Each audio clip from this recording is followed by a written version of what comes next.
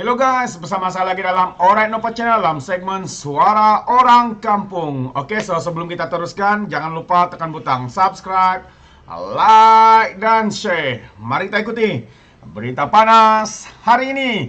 Oke, so hari ini tiada lagi peluang bagi seorang pengkhianat. Itu dia, Azmin Ali ditolak. Beberapa hari yang lalu kita mendengar berita mengatakan bahwa Azmin Ali bakal kembali ke PKR. Dan apabila berita itu terkeluar dan trending di media sosial, ramai ahli-ahli dan juga khususnya mereka yang menyokong PKR merasa tidak selesa atau tidak senang dengan berita berkenaan. Namun hari ini berita atau satu kenyataan dikeluarkan daripada pihak komunikasi di dalam parti PKR menyatakan bahwa Azmin Ali tiada peluang untuk masuk atau kembali ke dalam PKR. Jadi dengan itu saya ingin membawakan berita ini untuk kita semua. Yang mana baru saja diterbitkan di dalam berita Malaysia Kini pada sebelah pagi tadi atau pada pagi tadi.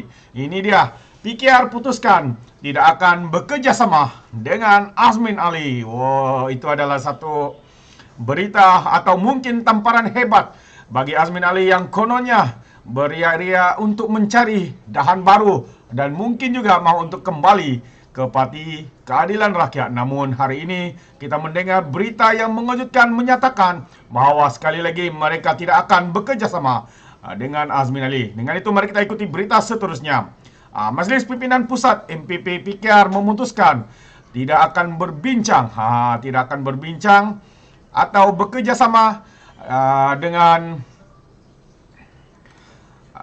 Azmin Ali, kata pengarah komunikasi Fahmi Fadzil. Itu dia daripada yang kenyataan ini dikeluarkan oleh pengarah komunikasi Fahmi Fadzil. Katanya, menurutnya juga Fahmi, keputusan itu dibuat dalam mesyuarat MPP yang berlangsung malam tadi. So mereka telah berbincang berkaitan dengan perkara ini malam tadi, yang mana mereka tidak akan menerima Azmin Ali atau bekerja sama dengan pengkhianat parti yang telah mengkhianati parti dan juga menghancurkan Kerajaan Pakatan Harapan sebelum ini. MPP juga memutuskan bahwa keadilan tidak akan berbincang. Itu kenyataan atau bekerja sama dengan Azmin Ali yang dianggap oleh anggota, penyokong parti serta orang ramai sebagai salah satu puncak utama berlakunya pengkhianatan langkah Sheraton, katanya dalam kenyataan media. Jumat lalu, yang seperti yang saya katakan, Jumat lalu Malaysia Kini melaporkan Menteri Perdagangan Antarabangsa dan Industri itu dikatakan bertemu dengan dua orang wakil PKR, dua wakil lah kononnya, di Hotel Sheraton di Petaling Jaya. Perkara itu dibongkar beberapa pemimpin kanan PKR yang tidak mahu identiti mereka didedahkan. Bagaimanapun, Azmin ketika ditanya pemberita semalam, dia berkata dia tidak ingat hotel mana yang dikunjunginya dan siapa yang ditemuinya pada minggu lalu berikutan jadual kerja yang padat. Azmin ni semua kalau ditanya semua hotel dia tidak tahu. Macam hotel yang disandakan tu pun dia tidak tahu juga. Hotel Sheraton, Sheraton Hotel, saya pergi banyak hotel katanya. Nah, ini pengakuannya nih, saya pergi banyak hotel. So termasuk hotel yang disandakan, beberapa hotel lagi lah, kita pun tidak tahu. Maksudnya ada banyak cerita lah tu. Saya tidak ingat katanya hotel yang mana. Katanya seperti dipetik di Malaysia GZ. Memang agak funny juga nih pengkhianat nih. Sebelum ini seorang lagi pemimpin Bersatu, Muhammad Rashid Hasnan, berkata adalah mustahil untuk dia dan Azmin meninggalkan parti mereka. Itu salah satu juga yang mengkhianat parti PKR sebelum ini, yaitu Muhammad Rashid. Menyifatkan kononnya mendakwa sebagai propaganda untuk melemahkan parti terbabit. Sementara itu Fahmi berkata MPP PKR turut bermesyuarat malam tadi berhubung pilihan raya baru-baru ini dan persiapan Kongres PKR. Maksudnya Kongres PKR akan dilaksanakan dan tidak akan ada penangguhan lagi yang dijadwalkan pada bulan Julai ini. Katanya jawatan kuasa pemilihan parti JPP akan mengumumkan secara rasmi kepimpinan yang baru, cabang serta pimpinan utama PKR dalam masa yang terdekat.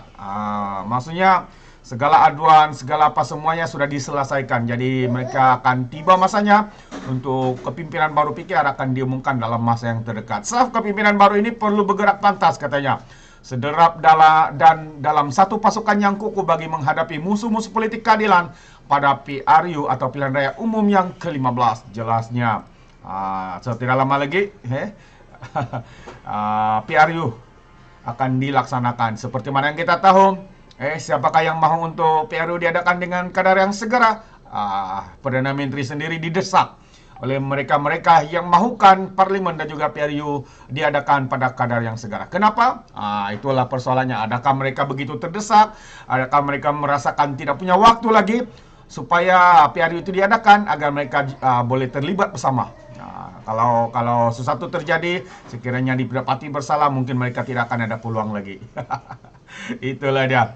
Selain itu katanya MPP memutuskan bahwa Kongres Wanita dan Angkatan Muda Keadilan akan diteruskan pada 15 Julai 2022 bertempat di Ideal Convention Center IDCC Shah Alam.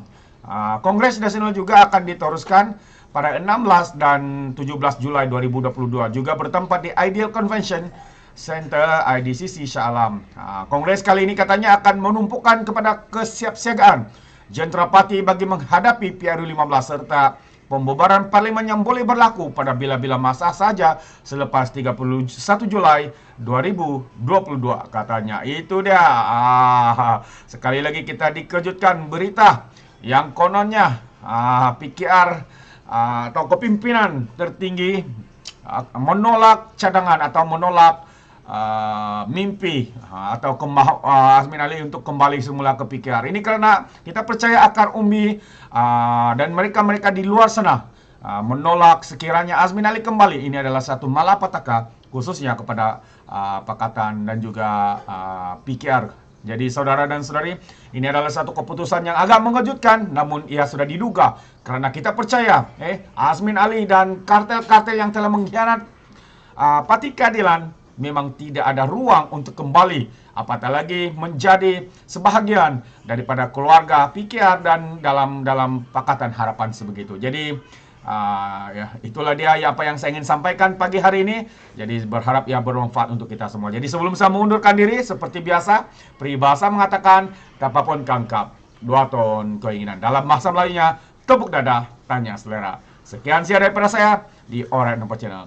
Bye-bye.